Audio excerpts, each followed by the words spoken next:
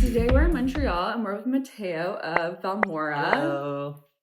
Tell us about yourself. Why don't you tell us a little bit about who you are, what you do, and the origin story of you and your brand, like the villain origin story, perhaps. Yes. So I started back in 2021.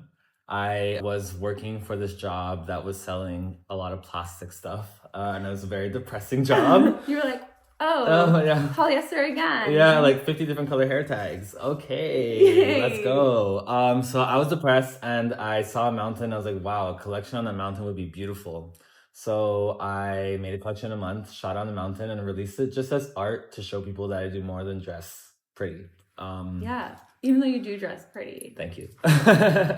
So I released the collection and it was just supposed to be art, it wasn't supposed to be a business. And then 8 months after that, Amazon reached out to do a designer spotlight challenge with me. That's so cool. Yeah, it was really cool. I had 3 weeks to do everything. So I did that with them. It was very successful. I was very grateful for the opportunity as well to it's kind of like my stepping stone to seeing what this industry looks like, influencer gifting, marketing calls, all this stuff. Yeah. So I did that with them. And then after that was done, I was like, what do I do now? Because it was like, it was never my intention to start a business, right? And then never my intention to start a brand. So I had a very hard time designing because I was like, is this going to sell? Is this going to sell? And I didn't know what to focus on.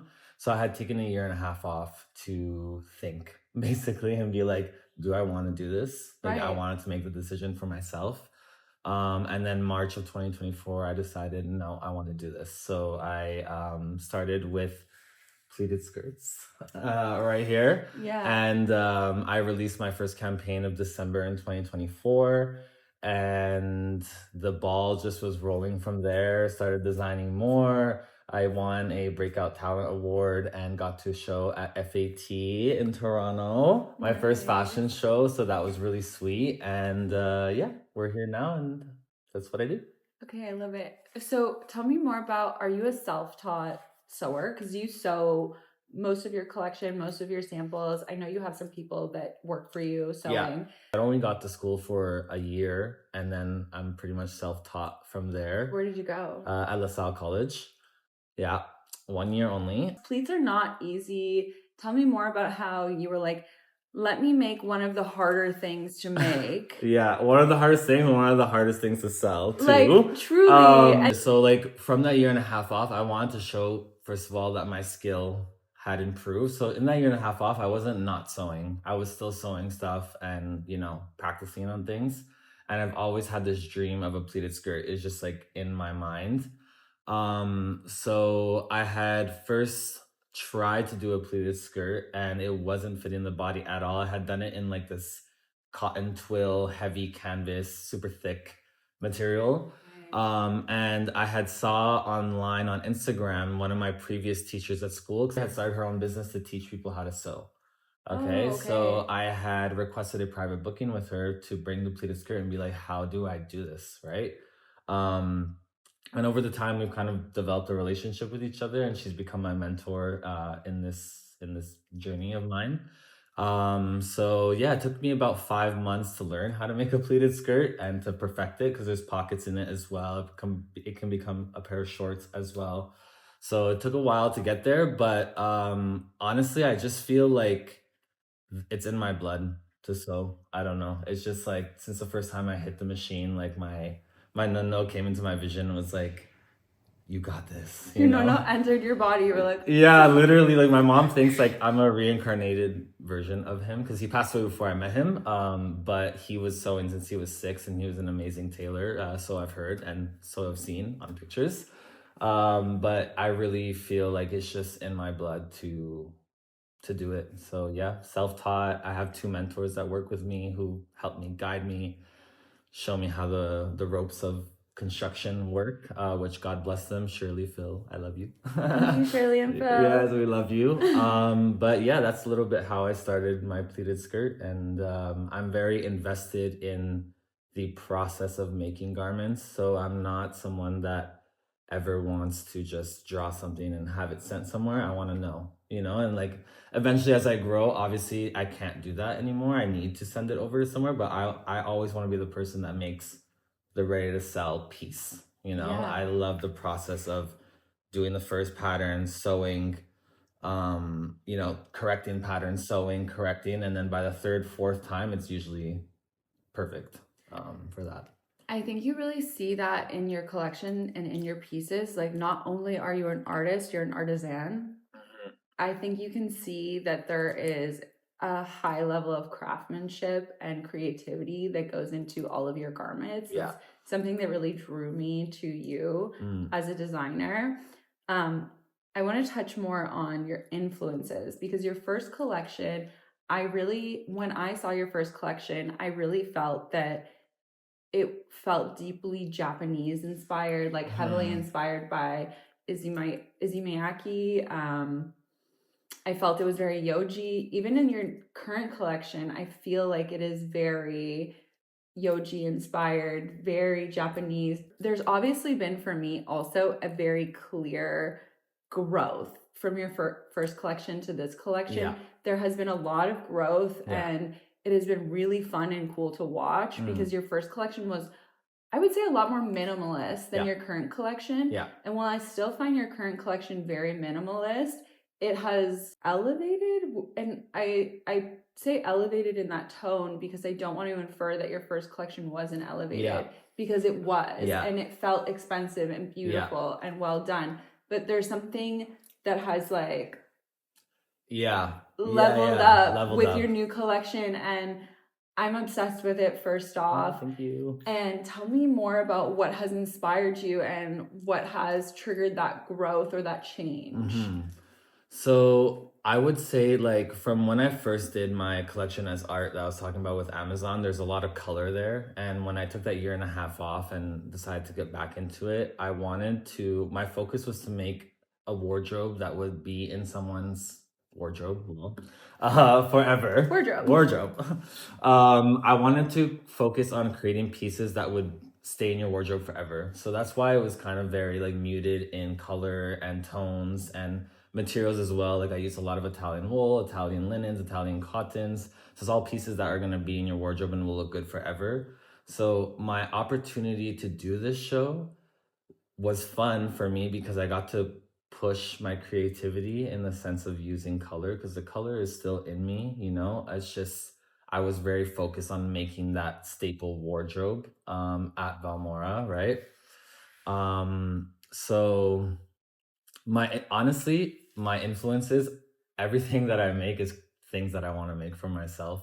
So I don't really like, which is something that I'm trying to work on, to learn a little bit more about fashion history and like research more into it. And I'm sure like you can pull a lot of references from all my clothing and place them in places, right?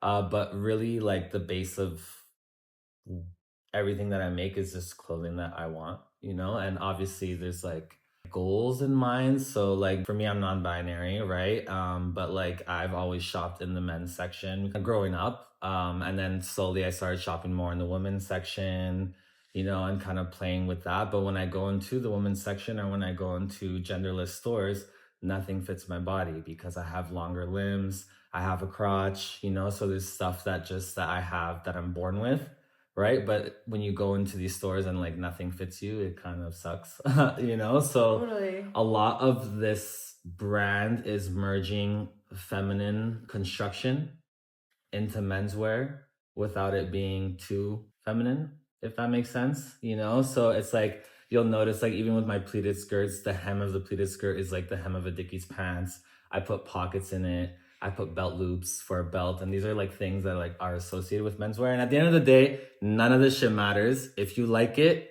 buy it and wear it. It doesn't matter. Women's, men's, blah, blah, blah, blah, blah. That though. So yeah, I think that's something that I've led with. Yeah, I would say I'm my own muse for the brand, and it's just things that I like and that I want and that I think are pretty. That's really kind to say that I'm my own muse. Yeah. It's like honestly so kind to you. Like I'm like, hell yeah.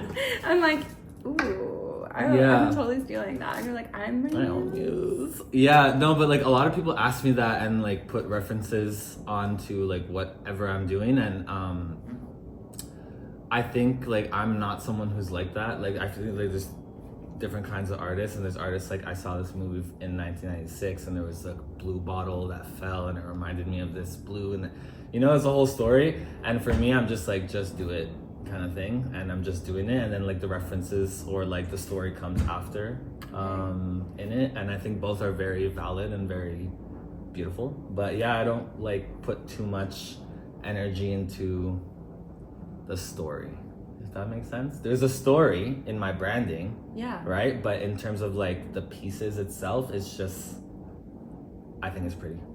I actually like, I think you're right. Like both are really valid and so real, because I think that you clearly have a creative and artistic mind and are an artist. But I think that when you said to me, you saw a niche, like you saw there aren't a lot of genderless clothes that fit different bodies, right?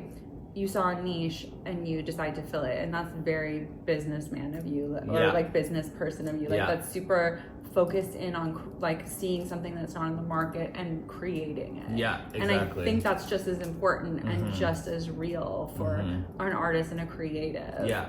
Because I think what really resonated with me about your newest collection is, even though I identify as a she, her, I've always felt more comfortable in menswear. I like women's wear, and I like a lot of women's wear, but day to day, I don't want to wear women's wear most of the time. I actually like menswear a lot more and feel more comfortable. But it's really hard when you have a female body to wear menswear.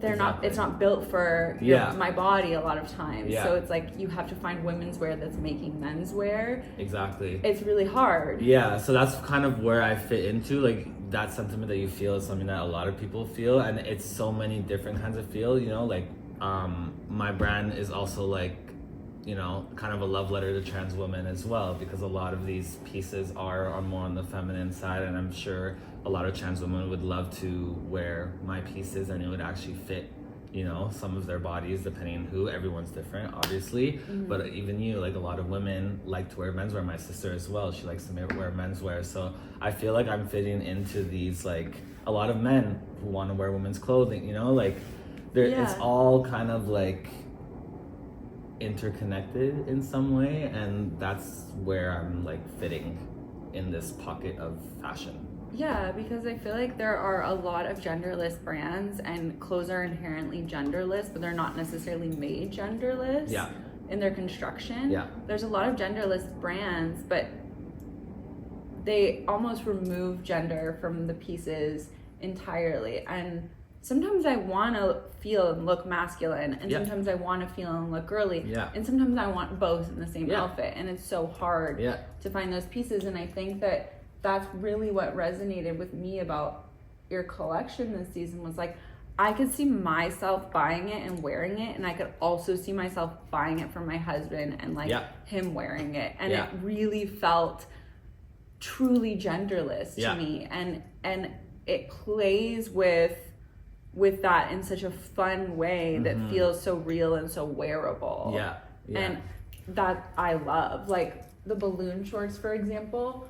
These would look so good on men I know, but also I desperately want to wear these. Like these are gorgeous, and like everything from the construction is to emulate that feeling, you know, like down to the millimeter. You know, if there's a millimeter that I need to shave off, it needs to be shaven off, you know, to really get that, I guess, genderless shape in that sense. And like you're saying, sometimes you do want to feel more femme or more mask or more this. So my clothing is a real blend of all that.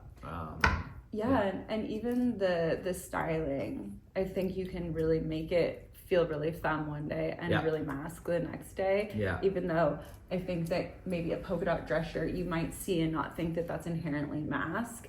But with this right styling, this would be very mask looking. Absolutely. Or with different styling, it's very femme. And so there's I think that in my mind, I can't think of another designer, especially in Canada, who has executed that fluidity so well. So like, thank you. You've done it. Yay! Thank you. Yeah, and it's really like that fluidity is within me as well, you know, and like my own, like I'm always in this state of like, is this my art or is this like a business, you know? And it's kind of a weird thing when you start selling your art, you know? And this whole sentiment of what we're talking about behind the brand is something that's very personal to me as well in my own experience, you know, of like, you know, I've always questioned why into transition and like these things, and I'm still very tied to I'm not that tied to the masculine side, but you know what I mean? Like the masculine side of what masculinity is supposed to be in our society. Like I still like I like to fish. I'm working construction. I like to build stuff, you know, and like we reserve it so much, like we're so secular in what we reserve like gender and gender roles to, you know, and I do fit here, I'm a little bit everywhere, so that's like really like I'm channeling that energy into the clothing, into the pieces. And I also get that from your pieces too, because there is a feeling of utility and workwear, even though they also feel very dress wear too. So I think that there's a really cool element of both of those worlds being woven through your pieces. I also wanted to touch on, your brand feels like a heritage brand, even though it's not, like in terms of like what heritage brand actually means, but it feels like a heritage brand. And I think that's because you have woven so much of your heritage into it. I mean, even when you talk about the fabrics and sourcing gorgeous Italian fabrics, like so many new brands wouldn't know about that yet, right? And also wouldn't invest in such craftsmanship and such beautiful quality. One, because it's very difficult to invest in those things, like fabrics like that costs an absurd amount of money. And like hiring craftspeople to do pleats, for example, is extremely expensive. But that's something you have really been super mindful about choosing, which I love and appreciate. But I want to know a little bit more about that, because you and I did talk about that before, and you did talk about your no being a tailor, and just how you have woven that heritage along with your fluidity into the pieces and the brand's, I guess, like the brand's ethos. No, for sure. I mean, like when I had taken that 1.5 years off and I decided that I wanted to go into it, first of all, starting a brand is hard. It's very hard. It's not easy. You better work long hours. I'm always working, you know. But I mean, that's like everyone who starts a business. You're always on the go, you know. You're everyone. You're answering emails. You're doing social media, which is a new thing in this world. Construction, production, you know, sourcing, you're doing all of it, right? So when I decided that I want to do this, I'm obviously, I'm not a Nepo baby, unfortunately. But it's a great job. It's not my job, but I'm obviously not going to be able to compete with H&M, with Zara, with, you know, all these other players. So to me, it didn't really make sense to start right out the gate with, you know, polyester fabrics and stuff like that. Also, it's just not me. I just like nice things, you know. I always like pretty things. I like pretty fabric. I'm never gonna use an ugly fabric, you know. So that's just within me. But also, like, I guess more the business side of it too is I'm not going to ever be able to fight these brands or go head to head because they have millions and millions and millions and millions and billions of dollars, right? So my focus in that to make quality pieces is also for my customer. So like when you buy a Valmora piece, I don't want my customer to be spending $300, $400, $500, whatever, and get a piece that's not functional or that doesn't make sense. So part of every piece that I design, I'm like, okay, how can this be worn in everyday life? You know what I mean? And that's little things like adding pockets in a pleated skirt and then having a tie so that you can tie like a short so you can ride your bike in case you're on a terrace, doesn't get wet or there's a train on the floor. You know, like the dress shirt. So smart. Yeah, you know, or the dress bike shirt is so real. right? With, like, exactly. Like you get off and you have like mud splatters everywhere, yeah, or like it gets caught and you die. You die and the skirt dies. Like everyone's dying. Everyone's dying. The bike gone. Dead. We don't know where the bike is. Yeah. Rip. But yeah, I'm very, or like this dress shirt having this mesh gusset, so for breathability, so you don't sweat like crazy, you know. So a lot, or like these, I don't have them here, but a lot of my stuff is reversible as well. You can wear it both ways. So there's a shorter side, longer side. She goes both ways. She goes both ways. We love that. We love a verse. So even your new hoodies, like they are so much more. The craftsmanship on this hoodie is so next level. Yeah. Like usually a hoodie is just a hoodie. But you have gorgeous panels in the front, gorgeous arm panels. Yeah. The quality, the fabric it's like stunning. Heavy, which you want for a hoodie. Yeah. Like when I get a light hoodie in the mail, I'm like, no. Disappointment. Boo. We live in Canada. Yeah. What, a lightweight hoodie who? Yeah. Who's staying warm? Yeah, exactly. What is this for the summer? We don't know. We don't know what it's who's she made for? Not me. Not me. She's made for it to go back to the thrift. Yeah, exactly. But yeah, so like I want my customers to feel like they're buying something that's worthy and they're investing in something. So that's the reason why I use all these nice fabrics. Like this 100% cotton French terry. And then you've got a front pocket. A front pocket. Do these make it shorter? Yeah, those make it like just a little tighter on the waist. Ooh, they make okay, so you could even do like a cropped look. Yeah, exactly. She's versatile. Yeah, she's versatile. I love it. Yeah. So yeah, that's like a little bit why I use all these fabrics is really because A, I like them.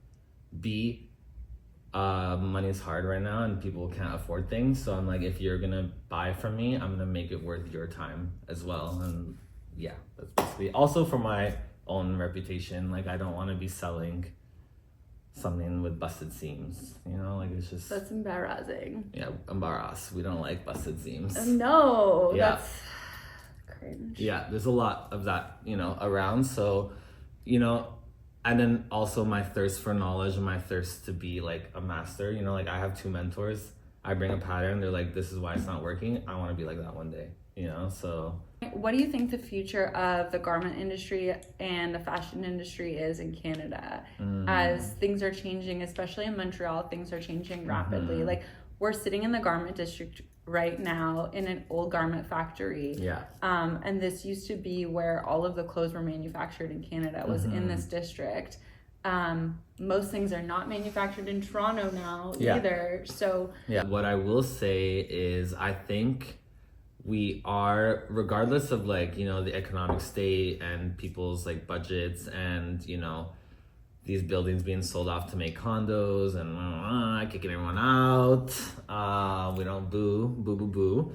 I will say that there is a lot of young people who are wanting to learn and to be good. And there is a lot of cool Canadian brands coming out that like really do put a lot of work into their craft. There is. I feel like Canadian fashion is primed to have a moment. Yeah. And because we're Canadian, it won't be a loud in your face moment. Yeah. That's just not what we're like. Yeah. It's going to be this quiet, like almost assassin like movement where we start producing more.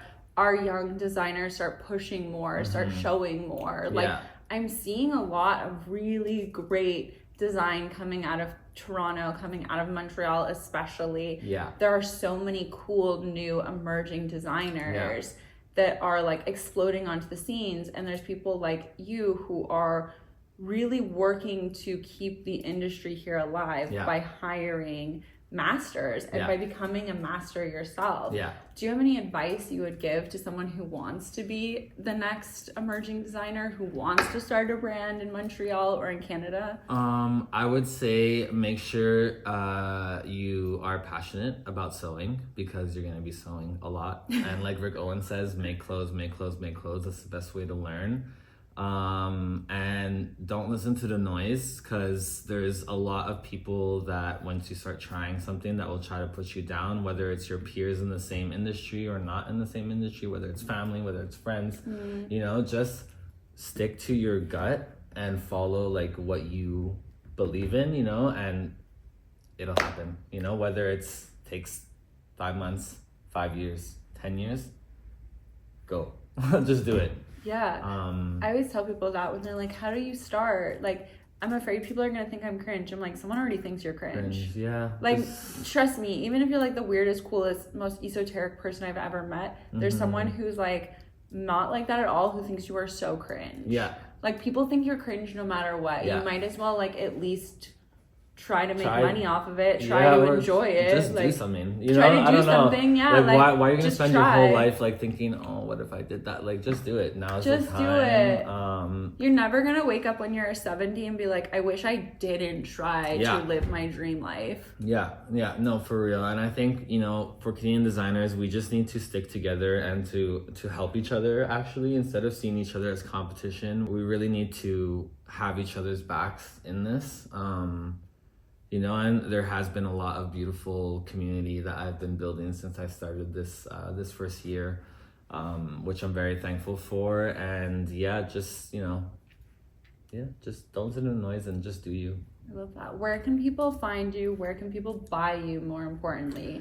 And buy you in real life in case they want to try them on? Yeah. And obviously you have a website. Plug yourself. Tell us. Yes. Okay. Give us the plug. Valmora is available for custom fittings at my studio. That sounds bougie. Yeah, you can come through. Fitting? You can try on the pieces. It's at 9320 Chabanel, room 323. DM. I'm also have my website, which is on my Instagram page. It's on my TikTok. It's on my Facebook page. It's on my Pinterest page. All the pages. Follow those pages. Because that's also support if you can't buy. Yes. Like, subscribe, save, comment, repost. Whatever you need to do. That's all free, baby. Yeah. And then I'm available at a store in Montreal called Seconde, soon to be in Atelier Artifact. And I'm working out a couple stores in Toronto and New York. Hey. So soon, Big Apple, baby. Yeah.